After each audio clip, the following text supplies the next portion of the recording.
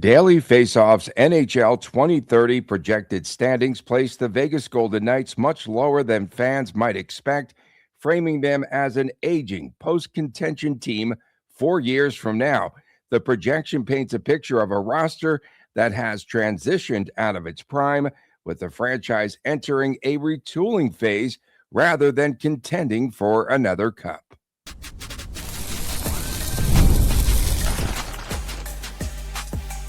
Your Locked On Golden Knights, your daily podcast on the Vegas Golden Knights, part of the Locked On Podcast Network, your team every day.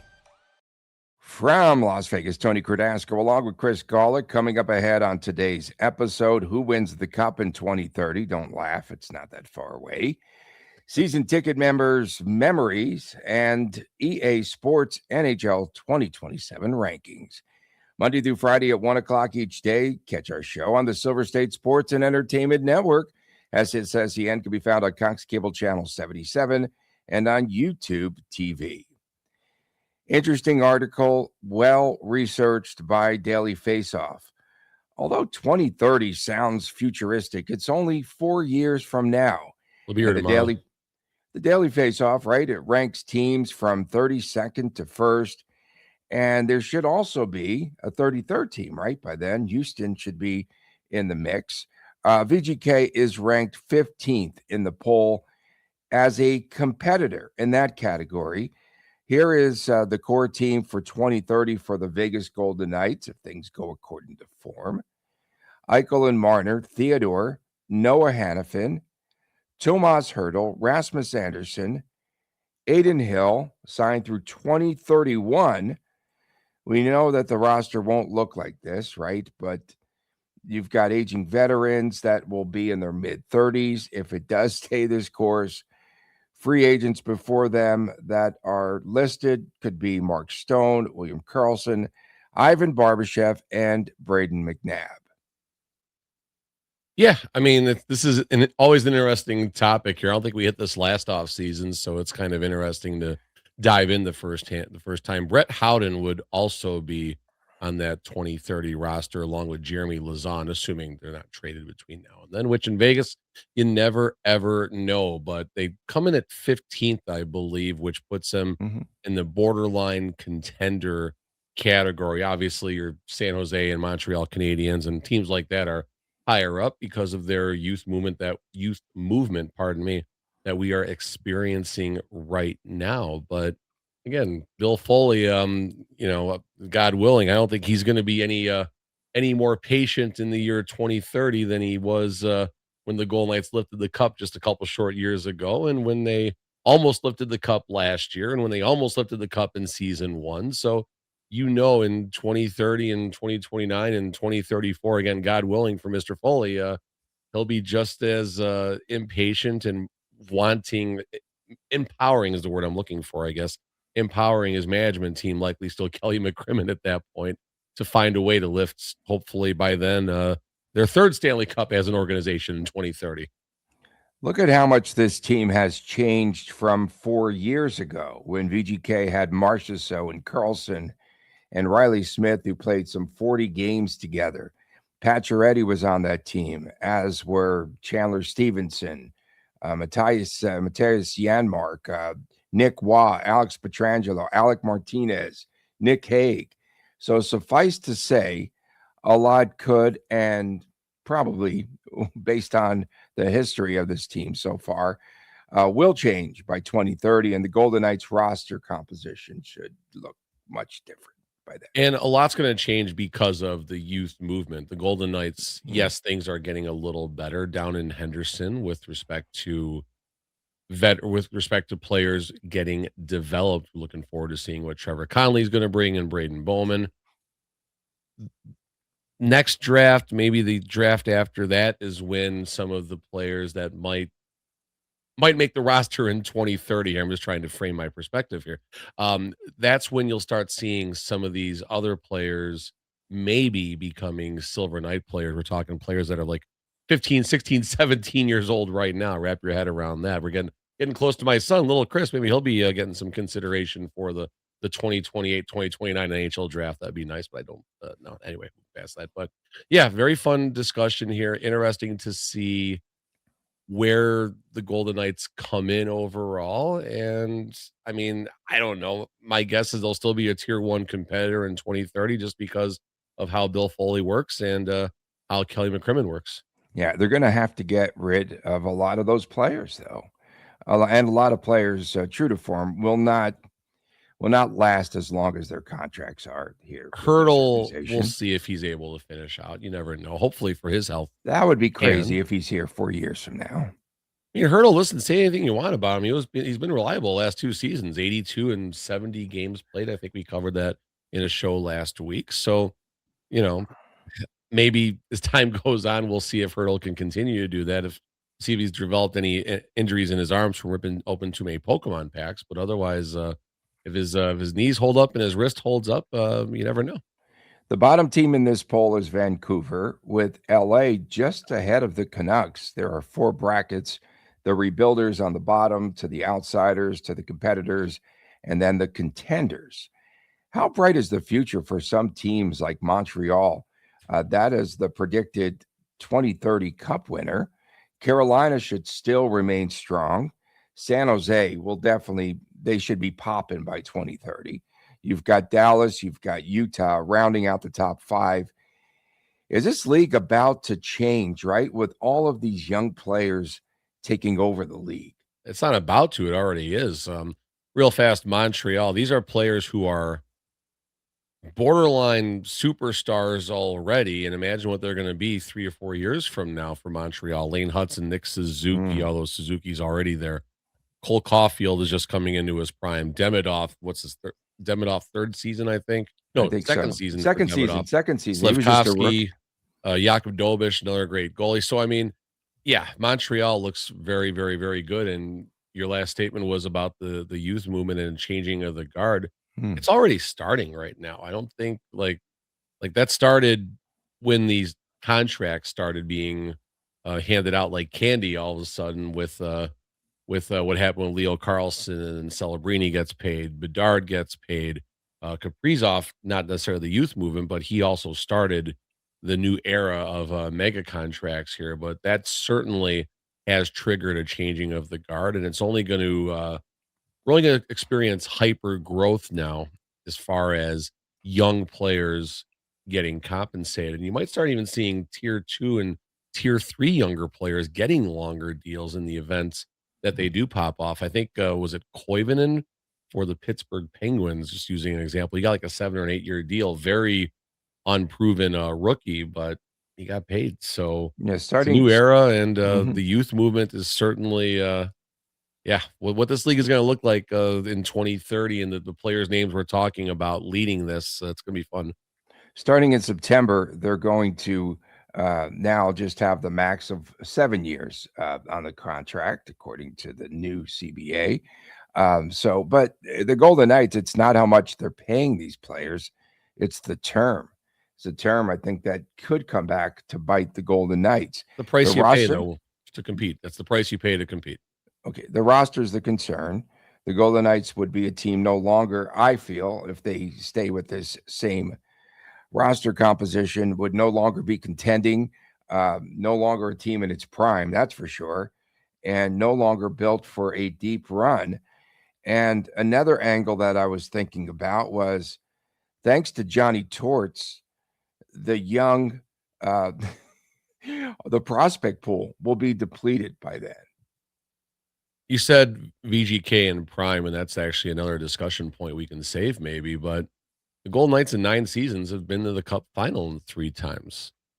So have the Golden Knights prime lasted 9 seasons? Is it just the year they won the Stanley Cup? Like, how do you measure a team by their prime, and how long does that last? And Golden Knights have been pretty good for 9 years. So I'd argue that their prime, I don't know if they've even hit their prime. That's the thing. Like, the Stanley Cup winning team was good, but it was flawed. Last year's team that got 2 wins from the Stanley Cup was good, but it was flawed.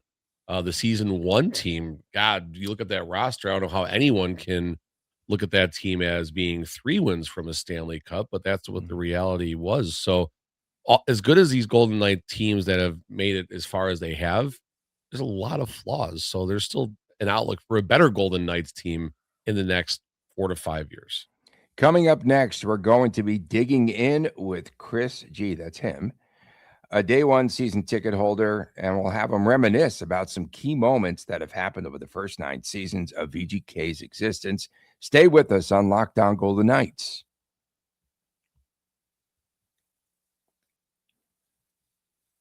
Baseball fans, if you think that you know who's hitting a home run today, FanDuel is giving you a free chance to call your shot with Daily Dingers. That's right. It's easy to play.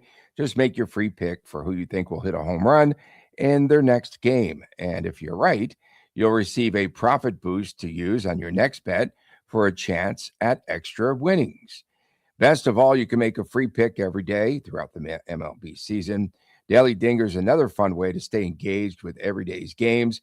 Whether you are following your favorite team or keeping an eye on matchups across the league, every game has someone capable of going deep. And now you get a chance to make your prediction before the first pitch. There's certain players where every at-bat feels like something big, something big could happen. And that's what makes Daily Dingers fun. You can get back the player that you think is ready to go deep that day, and you can back them all the way and get those extra points. So, are you ready to play your game today? Join in all the action at FanDuel.com. That's FanDuel.com. Play Daily Dingers. Make your free pick on who's hitting a home run. Play ball and swing for the fences on FanDuel, an official partner of the MLB.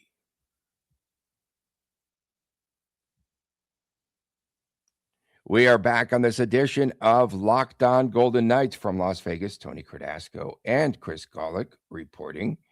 And Chris is a day one season ticket holder.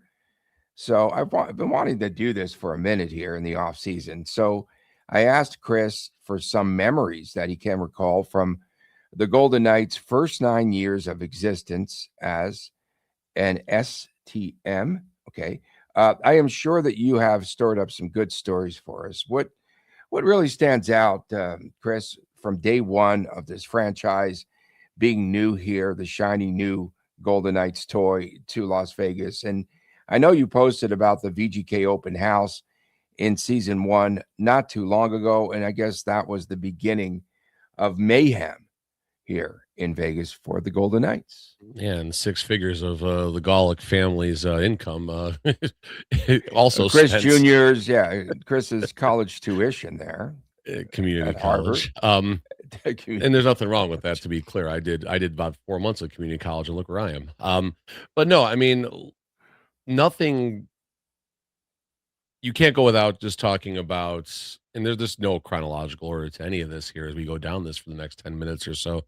But for me, I think everything just starts with the magic and the feeling of what happened in season 1. And, you're, as a fan, season ticket member, you're just kind of waiting for things to slow down as far as how successful the team was, but they never stopped. And I think for me, somewhere in like that January or February, just everything changed from my perspective of going to VGK games. Like the environment, the fans went to a new level, the in-game entertainment. And at that moment, it's like, wow, I feel like I'm a part of something pretty special here. And then you look at everything that happened in season 1. You can't not acknowledge 1 October and how that brought everything together. I don't know if that's the right way to say it, but VGK did a great part in helping everybody heal and embracing the community. And that connection right there. I go back, one of my first memories, actually, it was oddly enough the first road game for the Golden Knights in team history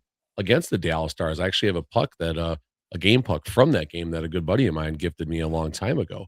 But it was watching the national anthem, and the Dallas Stars actually went and stood with the Golden Knights on the blue line in just a moment of support. And I thought that was a beautiful moment. And for me, that's probably the first memory I go back to. And then for me, the feeling of watching that Stars game when the Golden Knights won, that was really the first time I kind of had a smile on my face after everything happened during the 1 October tragedy. So Yeah, I mean, that's where we start, and I'm sure we'll go down a fun road for the next few minutes here. I just remember your recollections of some of the parties and events in the early years that you say were outstanding. There was one that wasn't good for season ticket members. I don't want to name the venue; wasn't their fault. It was disorganized by Oh, VGK. yeah, Uh, I mean, it's not the is venue's fault, no, but we can say no, it. It's fine. yeah, but the access to the players, is that dwindling some? Because I know that you were just gallivanting with a ton of the players at these parties and mixing it up. Well, And was there even an event for the season ticket holders this past year? Was that the yes. Henderson Silver Knights game? No, the event, was what, Atomic Golf this year. Okay. It was And at the golf venue, and we did didn't you go. go? Chris had a hockey game or a practice that night. That's the only reason Those used to be we'll go as big. long as we don't have a commit. But what I will say is we're not like if it was season 2 or 3 and there was an event we're dropping everything, and now it's maybe taking a little bit of a back seat for, so you're referencing a Personal couple things. things. Number 1, the ultimate moment, it wasn't a season ticket event, it was, the first VGK gala. I was fortunate to be invited because we helped raise, a lot of money for the VGK Foundation through, the poker rooms I was running. But that was an amazing night. There was no red tape, no ropes, nothing between you and the players besides a bar and, just go, get wasted with. I don't know how else to say it. Sorry, that's what the reality was that night. Um, there was a rough event. It wasn't the venue's fault. It was at Area 15. The VGK team did not organize that well. I think they had too many people in there, and it was a fail. But that happens. I mean, the Golden Knights are usually, you know they do better than they do in most of these events, but that was a bad one, unfortunately enough. Hmm. Other season ticket events, there was an interesting one at Mandalay Bay where you were painting and players came around and helped you paint. That was kind of fun. You got to All ride right, Picasso. What were you painting? a VGK logo, of course. Okay, the logo. It was like it was directed painting. Just some other things I have written down. I got to crank the siren season 1 in the Stanley Cup final. That Yeah, was that's cool. That crazy. was that Did was you that was that ever was post? Did you post a selfishly a great video? moment. I'll Did you find that post a soon. video? How did you get I'll there? because they dropped the ball with something on my ticket, so they bought me off, and I selfishly took it. Okay. That's the short version there. They made a mistake, and that was their way of making it right. What else do we have here? For me, I think one of my ultimate early memories as a season ticket member, it was actually the game where the Golden Knights clinched the Pacific in season 1. Most famously, that's when William Karlsson got that shorthanded breakaway goal between his legs. That's not the memory for me.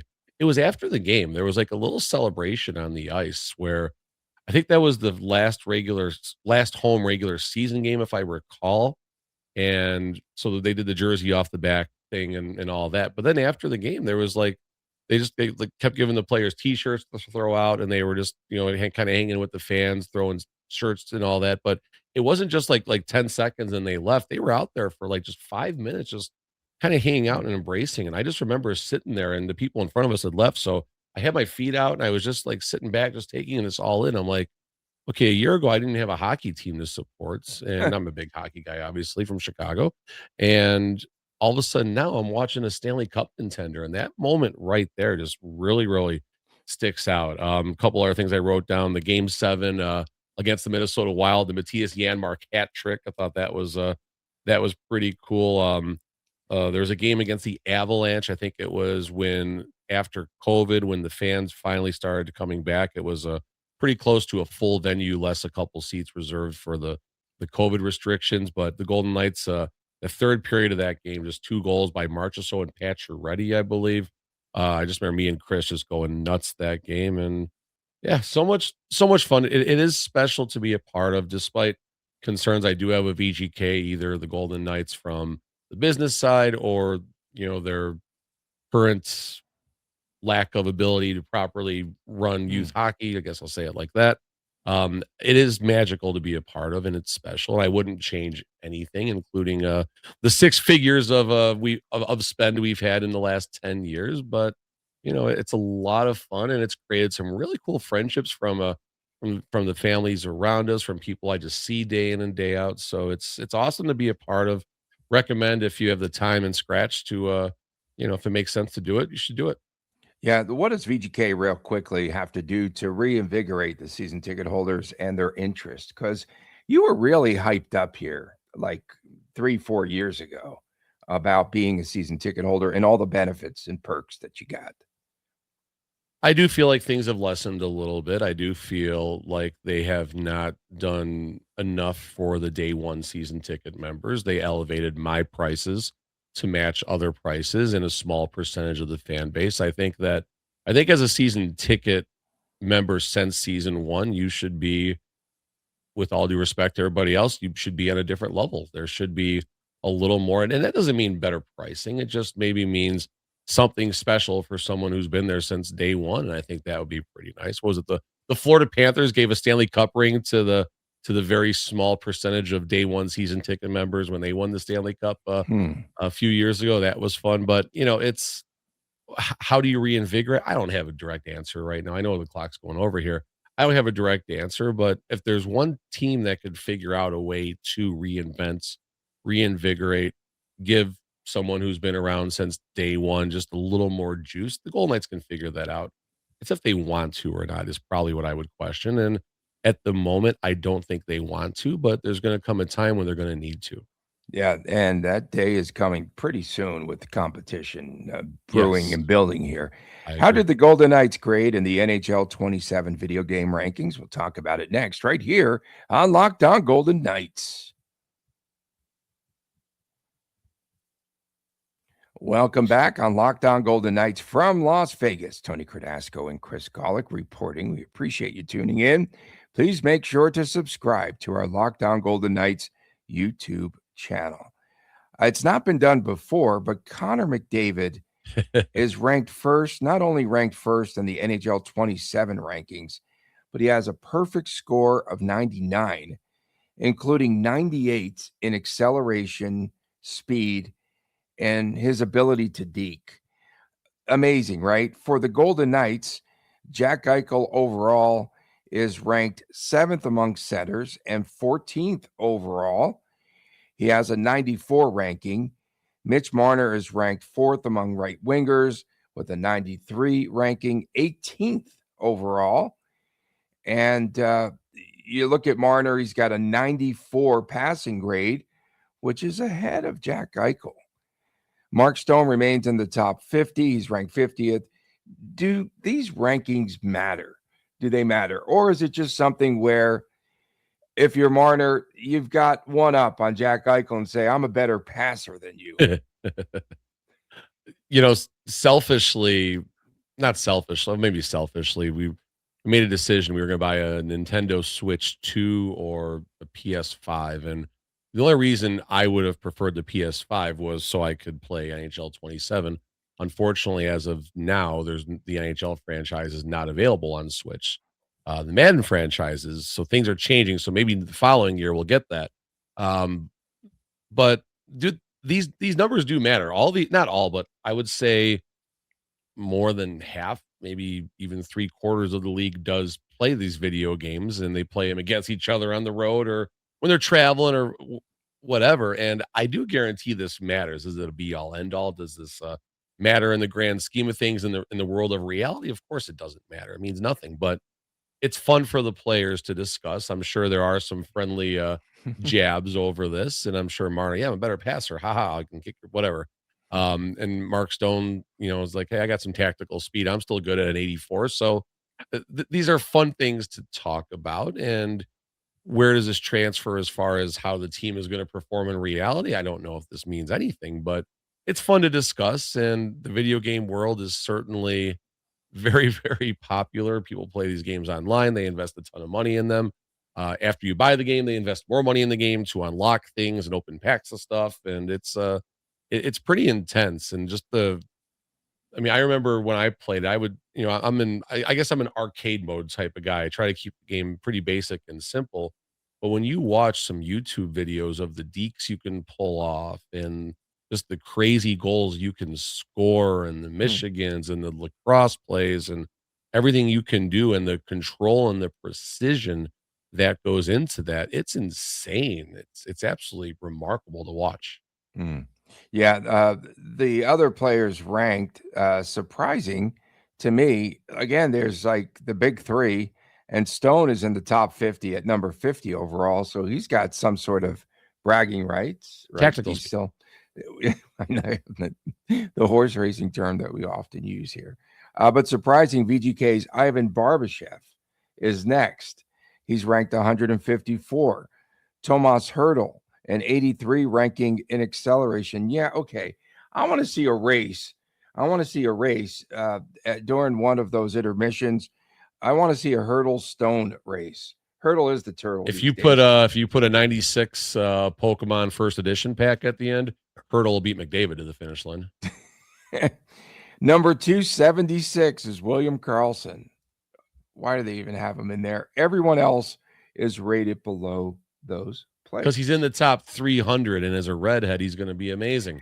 What's going on with Willie? Man, he dyed his hair? Or is that his natural color? We'll see. He's not a natural blonde. Are you kidding me right now? The debate's going to rage on here. Yeah, no, I mean, hopefully it's long enough to come out the back of his helmet. Hopefully we get to see him, see the hair coming out of the back of his helmet this year. Hopefully he's healthy. Yeah, I mean, it's fun to talk about. It's interesting to talk about. And I do miss playing the NHL franchise since we've become a Nintendo family. There's only so much. Spent friggin' $700 when I went and got our new Nintendo Switch the other day. It was insane. It was we got the system, we got an additional Joy-Con controller for the two Joy-Cons, and one game and one video game, and it was $700 out the door. It was absolutely insane. But to be fair, you look at the amount of time we spend as a family playing and the entertainment we get. So it actually, $2 a night, it's paid off in the first year if you want to look at a tactic. But Tony, question for you: what's the last video game you played? And don't say Pong. What's the last arcade game or video game you played? Pac-Man. Yeah, Pac-Man, probably. Pac-Man. Yeah. We went to the Pinball Hall of Fame actually the other night. My daughter's really been enjoying going back there. That's fun. We've That's hit a that fun a couple outing. of times recently. Right It's there better. on the Just strip. people that run it can be kind of strange sometimes, but it's a cool, it's a fun trip. And if you get there early in the morning when it first opens, the kitty cats are out, so that's why my daughter likes it too. Okay, so players and fans pretty much use these numbers for bragging rights, etc. Yeah. And then it's a community too, right? And that drives and sparks debates, which is a lot I played of fun. once a Madden league with two buddies of mine that I worked with. We set up like a league and we did a Madden league. It was fun. So a lot of talking, a lot of chirping going on. 100%. Thank you for making Locked On Golden Knights your first listen today. For your second listen, please check out the Locked On NHL podcast. There's no off season, bringing you the daily league-wide stories that matter the most. With the local coverage you love from Locked On, find Locked On NHL on YouTube or wherever you listen to your podcast. We appreciate you tuning in. See you again tomorrow right here on Locked On.